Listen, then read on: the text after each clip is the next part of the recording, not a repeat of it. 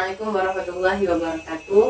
Saya Ita Zulfidayanti, mahasiswi Poltekkes Kemenkes Palembang, jurusan Sarjana Terapan Gizi dan Dietetika. Dan sebelah saya, ya, Assalamualaikum warahmatullahi wabarakatuh. Perkenalkan, saya nama Safnel. Saya termasuk bagian dari tokoh masyarakat. Dulunya mantan ketua RT. Jadi saya ini berdomisili ketua RT 62 Perumahan Gria Cipta Pratama, Jalan Anggur 3, Blok F1, RT 62, RW 15, Kelurahan Lebung Gajah, Kecamatan Sematang Porang, Palembang. baiklah, pada saat ini saya akan melakukan wawancara kepada Bapak Syafnil. Mohon izin ya Pak. Iya, terima kasih Pak. Jadi pertanyaan yang pertama Pak, apakah menurut Bapak masyarakat Indonesia sudah mengamalkan sila pertama? Sila pertama yakni ketuhanan yang Esa. Ya, betul. Saya akan menjelaskan bahwa di negeri kita ini, Indonesia, bahwa sesuai di Pancasila berketuhanan yang Maha Esa. Sejak kemerdekaan Republik Indonesia berketuhanan yang Maha Esa, menurut kacamata dan sudut pandang saya, bahwa Indonesia telah menjalankan yang berketuhanan yang Maha Esa. Namun di akhir-akhir saat ini saya sedikit mengkhawatirkan bahwa perkembangan sosial media itu sangat rentan mengakibatkan perubahan berketuhanan yang Maha Esa. Karena yang selama kita amati saat ini, yakni adanya agama yang dianut menerapkan berketuhanan, yakni yang kita dengarkan lima agama gitu kan, 5 agama. Namun lahirlah organisasi atau komunitas yang bersifat pengembangan agama itu sendiri. Namun yang saat ini menurut sudut pandang saya bahwa Indonesia setelah menjalankan berketuhanan yang Maha Esa. Namun pihak pemerintah perlu waspada perubahan-perubahan yang bersifat sara itu kemungkinan bisa terjadi karena secara global sosial media saat ini cukup rentan untuk menjadi perubahan berketuhanan yang Maha Esa. Mungkin itu sudut pandang saya. Baik, terima kasih Pak atas jawabannya. Lalu bagaimana menurut Bapak dengan pengamalan sila kedua Pak? Baiklah, sila kedua kemanusiaan yang adil dan beradab. Jadi negeri kita ini di poin 2 kemanusiaan yang adil dan beradab, menurut saya kemanusiaan yang adil dan beradab itu perspektifnya cukup banyak. Jadi dari sisi ekonomi, dari sisi sosial, perbedaan segala macam aspek. Namun kemanusiaan adil dan beradab kalau dilihat dari sisi ekonomi, menurut saya belum cukup maksimal. Jadi pengertian adil itu belum ada barometer bagaimana yang namanya adil. Karena adil itu aspeknya itu berupa ekonomi, tuntutan ekonomi itu ukurannya bagaimana, apa cukup makan, apa cukup sandang, dan segala macam kebutuhan-kebutuhan yang terus berjalan. Kemudian juga pertumbuhan yang lahir itu kalau pemerintah tidak mengejar percepatannya per tahun itu bisa tidak menjadi bertemu sebuah keadilan yang kemanusiaan yang adil.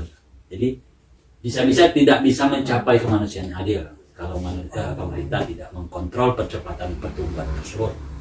Karena salah satu menurut saya untuk memberikan kemanusiaan yang adil itu pada dasarnya pertumbuhan ekonomi yang harus dikejar. Itu. Jadi menurut kacamata saya kemanusiaan yang adil dan beradab untuk saya jelaskan mungkin belum bisa. Karena perspektif kemanusiaan adil itu ukurannya barometernya di mana gitu. Karena yang lahir itu percepatannya belum terkejar. Jadi belum bisa saya menyebutkan kemanusiaan yang adil. Kemudian beradab. Beradab itu dengan berbagai suku di negeri kita ini semuanya mengacu dari sejak merdeka sampai saat ini sukulah yang dan agamalah yang membuat manusia itu sendiri di Indonesia yang beradab dengan dasar-dasar peradaban yang patuh terhadap adat, patuh terhadap agama. Jadi dia bisa hidup bersosial masyarakat beradab. Untuk saat ini beradab telah berjalan sejak merdeka itu berjalan dan sesuai dengan ajaran di agama, karena di kita ini 80% Muslim, beradabnya cukup kuat. Namun tetap kita selaku pemerintah juga harus waspada, khawatir karena perubahan peradaban itu mulai tergerus karena sosial media.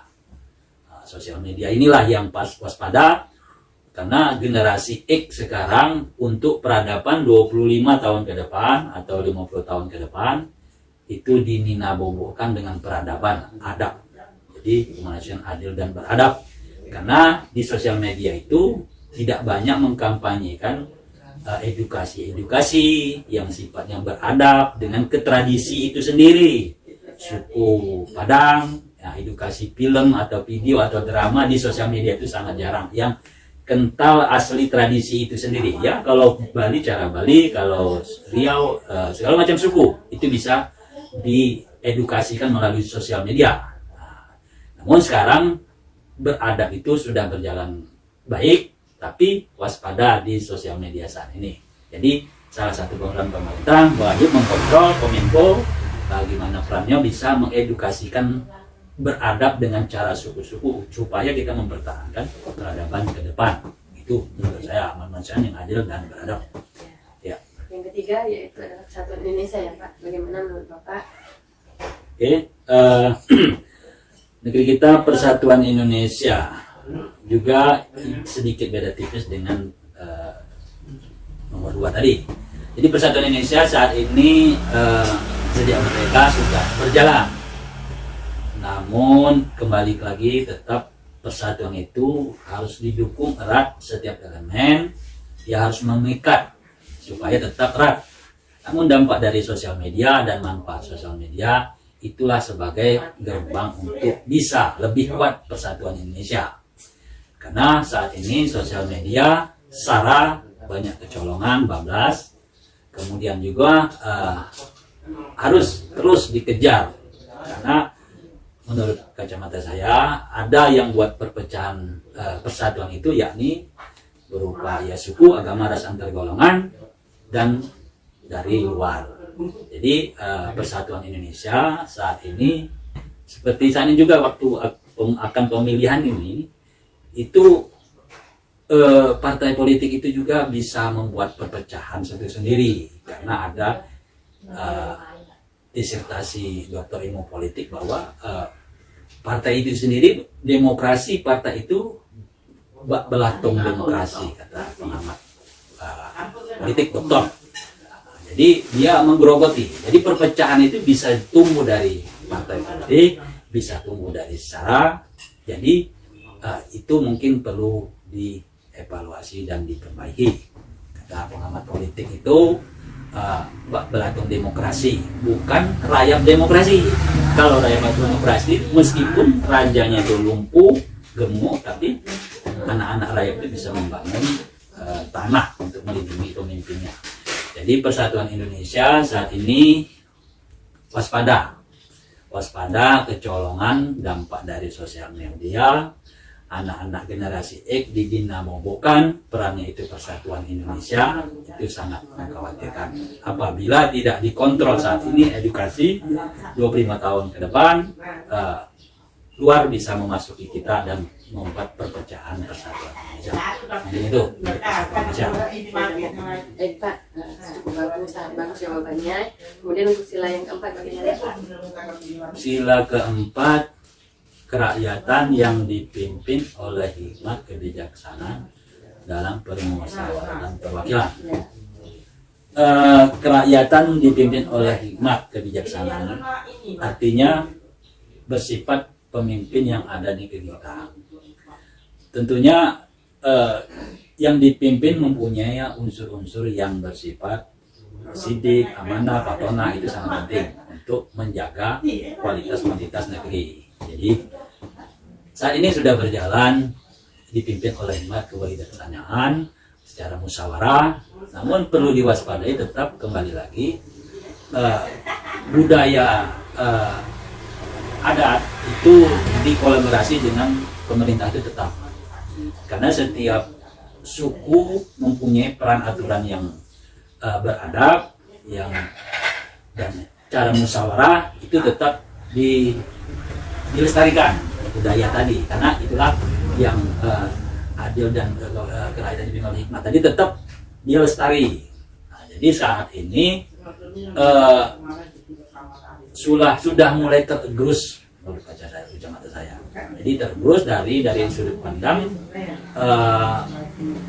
sekarang ini yang perubahan itu mengakibatkan itu informasi kembali sosial media lagi.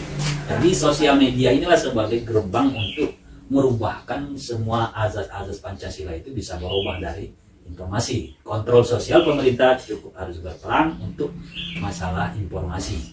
Nah, jadi saat ini kerakyatan dipimpin oleh hikmat kebijaksanaan sudah tetap berjalan, cuma sudah agak diambang tergerus. Jadi itulah perlu jadinya kita mengevaluasi makna Pancasila itu sendiri. Terima kasih. Ya, terima kasih. Ini yang terakhir ya Pak, keadilan sosial bagi seluruh rakyat Indonesia. Bagaimana Pak? Oke, keadilan sosial bagi seluruh rakyat Indonesia. Jadi keadilan sosial itu meletakkan porsi secara sosial masyarakat. Jadi baik itu dari hak asasi, hukum, dan ekonomi juga bagian dari keadilan sosial. Keadilan sosial sekarang ini sudah memang tetap berjalan, cuma kita tak lepas daripada kebocoran-kebocoran yang terjadi, meletakkan hukum yang tepat, meletakkan porsi yang benar kepada yang kehidupan yang cukup, yang kurang, itu sering terjadi yang keadilan sosialnya perbedaan. Jadi ya seperti penyanyi itu ada ngomong, yang kaya makin kaya, yang miskin makin miskin, itu tetap berjalan. Nah, jadi keadilan sosial bagi seluruh rakyat Indonesia untuk saat ini juga masih timpang. Jadi perlu juga pemerintah terus nggak henti. Jadi kampanye keadilan sosial itu terus harus diterapkan melalui edukasi sosial media. Saya berharap pemerintah itu ada memang yang mengkampanyekan hak fungsi Pancasila itu berupa film, berupa edukasi. Dia bisa mentransfer informasi ke masyarakat untuk generasi sekarang. Jadi dia ada memang ibaratlah tim lah kalau zaman sekarang konten kreator. Jadi dia harus ada menciptakan dari Kominfo itu bisa menjelaskan bahwa keutuhan Pancasila itu harus dilestarikan dengan model saat ini. Jadi agar tercapainya keadilan sosial bagi seluruh Indonesia. Jadi sekarang keadilan sosial itu tentunya belum cukup sempurna untuk memutuskan misalnya nilainya 9, 8 belum, karena banyak perspektif yang keadilan sosial. Jadi menurut saya Pancasila yang di negeri kita ini sudah berjalan dan lagi berjalan, namun PR-nya cukup banyak. Jadi pemerintah, saya berharap juga selaku tokoh masyarakat, ya pemerintah terus mengkampanyekan dengan sosial media sebagai gerbang untuk menjadikan Indonesia lebih baik lagi, berupa edukasi, berupa permainan, berupa apa itu yang kurang. Jadi secara nasional Pancasila itu sendiri kepada negeri kita ini, jadi jangan tergerus dengan peradaban dewasa. Mungkin itu saja yang bisa saya sampaikan. Terima kasih. Terima kasih banyak Bapak Syafnil. Semoga informasi ini dapat bermanfaat bagi teman-teman yang menonton video ini. Semoga Indonesia bisa lebih baik lagi dan masyarakat Indonesia dapat mengamalkan Pancasila dengan baik. Sekian dari kami, terima kasih. Saya akhiri, wassalamualaikum warahmatullahi wabarakatuh.